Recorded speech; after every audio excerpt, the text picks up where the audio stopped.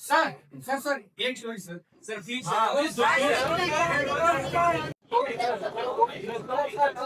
शान, कैसी स्टोरी? नई कहानी? यस सर एक बहादुर लड़की की कहानी सुनोगे? शुरुआत की किरदार है एक सेनानी, और अब शायद उसी की है ये कहानी। तुम लोग की जिद पर झुकता हूं मैं, क्योंकि अब ये शोर मुझे भी है बता।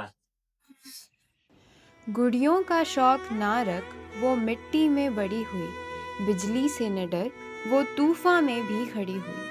आशा उसकी देश की सेवा और अपने अरमानों पे चढ़ी हुई।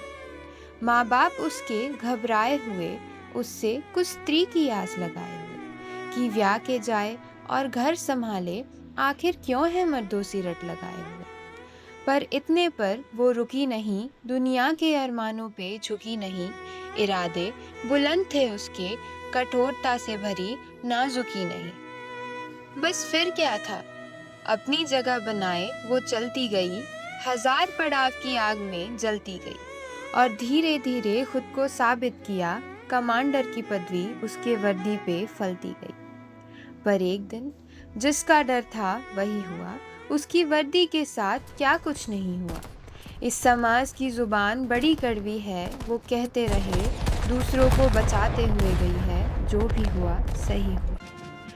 अब बच्चों के मन में ये व्यथा आई कि सर की जुबान पर कैसे ये कथा आई।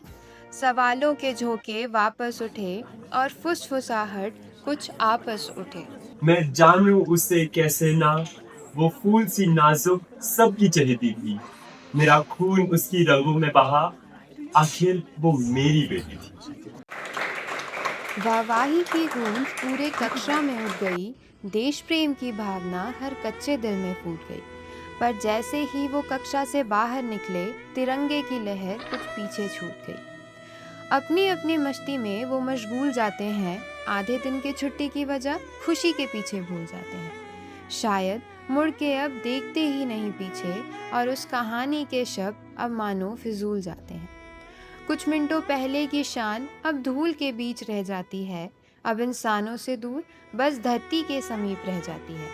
और अगर कोई कहानी का भागीदार उसे उठाने भी जाए, तो सबसे बड़ा देश प्रेमी तू ही है क्या, के ताने उसे खींच ले आती है। तो थोड़ा रुक कर सोच लो, मेहनत कर, खुद को शर्मिंदा होने से रोक लो, और जिस देश के बेटे बेटियों पे गर्व करते हो तुम, उनके बलिदान पे खुद की आत्मा थोड़ी खरोच लो।